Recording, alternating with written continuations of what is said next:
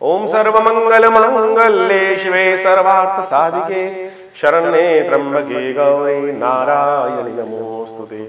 शरणागत दीनार्थ परित्राण परायणे सर्वशार्ति हरे देवी नारायणि नमोस्तुते। नमस्कार, स्वागत है आपका आचार्यवाणी में। मैं आचार्य विक्रमादित्य आपके साथ हूँ और आज का विषय हमारा है 6 जनवरी को भी ग्रहों का योगायोग आपके अनुकूल बना हुआ है। गजकेसरी योग विद्यमान है। बृहस्पति के साथ चंद्रमा का जो संबंध सुंदर तरीके से बन रहा है उसके वो आपके लिए लाभ के योग बना रहा है। लेकिन आपके खानदान के लोग, कुछ आपको फालतू के मित्र लोग जो है वो आपको बेकार कामों में फंसा सकते हैं। ऐसे में ध्यान रखना है कि आपका समय किसी भी प्रकार से बेकार ना हो, बर्बाद ना हो। इस बात का ध्यान रखते हुए कार्य करना है। समय को ठीक करने के लिए, शनि के कष्टों को दूर करने के लिए यदि हनुमान जी को आप चूल्हा और उपस्थित करेंगे ना तो बहुत सुंदर लाभ के योग बनेंगे। सर्वार्थ सिद्धि योग विद्यमान रहेगा सुबह 7:19 से लेकर करीब करीब दोपहर के 12:20 तक। 12:20 के बाद भद्रा आरंभ हो जाएगी।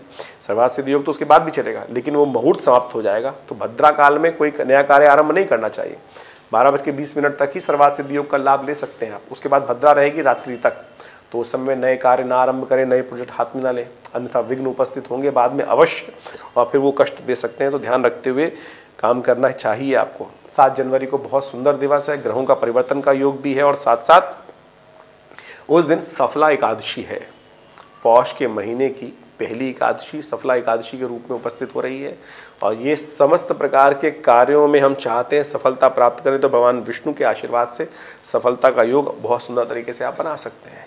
ग्रहों का योग परिवर्तन की तरफ जाएगा। धनु राशि में जाएंगे विशेष तौर पर बुध, और ये बुध आपके लिए परिवर्तन का योग अच्छा बनाएंगे। मार्गी हो गए थे बुध, जो आपकी ऑर्गेनाइजिंग कैपेसिटी को इम्प्रूव कर ही रहे थे और बहुत सुंदर तरीके से उसमें लाभ देने के योग बना रहे थे। लेकिन चंद्रमा जो है वो शाम के समय करीब 4 बजे के आसपास वृश्चिक राशि में चले जाएंगे। ये थोड़े खर्चे बढ़ा सकते हैं, स्वास्थ्य के मामले में कष्ट दे सकते हैं, तो आपको ध्यान रखना चाहिए। ऐसे में भगवान विष्णु का स्तवन करना सबसे श्रेष्ठ रहेगा। भगवान विष्णु के लिए हमने भी आश्रम पे एक बड़ा कार्यक्रम रखा है। इस दिन विष्णु यज्ञ का सुंदर कार्यक्रम रखा है। आश्रम पे वैसे नित्य 8 घंटे यज्ञ होता है। रविवार वाले यज्ञ में सब लोग सम्मिलित भी हो सकते हैं। तो इस दिन विष्णु यज्ञ के रूप में कार्यक्रम रहेगा। सुबह 8 बजे से लेकर करीब रात दोपहर को 11 बजे तक भंडारा इत्यादि का सुंदर कार्यक्रम है। आप भी अपने नाम से इस यज्ञ में आहुति डाल सकते हैं। उसके लिए नंबर स्क्रीन पर चल रहे हैं, संपर्क साध के उसमें जुड़े, कल्याण होने के योग बनेंगे। 8 जनवरी को यदि ग्रहों की गणना देखें तो बड़े सुंदर योग बना रही है और विशेष तौर पर, लेकिन थोड़ा मन को आश्वस्त करना पड़ेगा। चंद्रमा बहुत ढीले हैं। ऐसे में मन कुट करता रहेगा, मन में कुट चलती रहेगी। सब कुछ होते हुए भी अभाव मन में बना रहेगा। उनको ठीक करने के लिए शिव की आराधना करें। सुबह सुबह मंदिर में स्नान करके शिव का दूध से अभिषेक, चावल से अभिषेक करने का प्रयास कीजिए, थोड़े चावल डाल के दूध में, और भगवान से कल्याण के योग बना सकते हैं। इस सुंदर तरीके से देखिए, मन कुट करता रहे और फिर किसी भी काम में मन नहीं लगता है, तो इसको ठीक करने का रास्ता हमने आपको बताया है, वो करिए, कल्याण होगा। सर्वार्थ सिद्धि योग विद्यमान है। नए कार्य आरंभ करने के दिन अच्छा है। सुबह 7:19 से लेकर रात्रि में 11 बजे तक ये सुंदर योग बना हुआ है। इसका लाभ आप ले सकते हैं। 9 जनवरी को ग्रहों की गणना दिखाती है बहुत सुंदर योग। इस दिन मास का पहला प्रदोष पड़ रहा है और ये प्रदोष जो है विशेष तौर पर साल का 2024 का पहला प्रदोष पड़ रहा है। ये प्रदोष भी बहुत सुंदर प्रदोष है, भौम प्रदोष।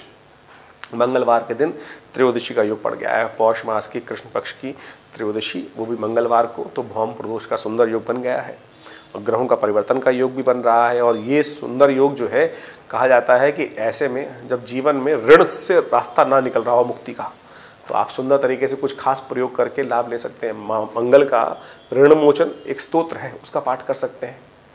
यदि कोई भार जीवन से कट ही नहीं रहा है तो समस्त प्रकार के भारों को काटने के लिए, भगवान की शरणागति प्राप्त करने के लिए सुंदर योग बनता है। हमने भी विवेकानंद योगाश्रम में सुंदर कांड का सुंदर पाठ रखा है इस दिन, और ये इसलिए विशेष तौर पर रखने का कार्यक्रम रखा गया है क्योंकि भौम प्रदोष का योग है।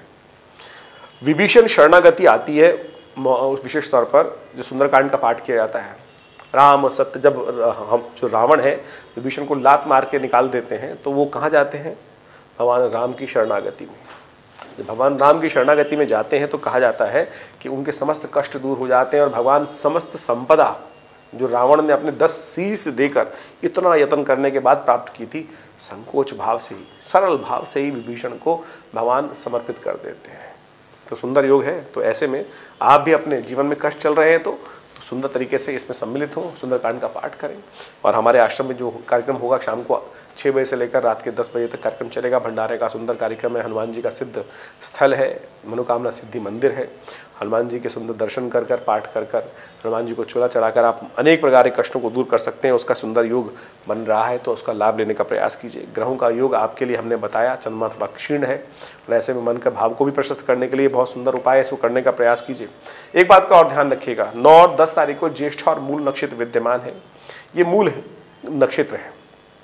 इन मूल नक्षत्रों में कहा जाता है कि कई प्रकार के दोष लगते हैं। बच्चा जातक जन्म लेता है यदि घर में कोई जन्म ले रहा है जातक, तो उनकी मूल शांति अवश्य करा लीजिएगा। हमने ये देखा है बहुत सारे जातकों की कुंडली में कई बार मूल शांति ना होने के कारण से ग्रहों का शुभ योग होते हुए भी लाभ के योग नहीं बन पाते हैं, और जैसे ही मूल शांति कराई जाती है एकदम वो रास्ता खुल जाता है। तो इसलिए एक बार माता पिता को ध्यान रखना चाहिए, कोई जातक यदि जन्म लिया है मूल में नक्षत्रों में, तो उनकी मूल शांति जन्म के साथ ही करा लेनी चाहिए, उससे ज़्यादा दिन कष्ट नहीं भोगना पड़ता।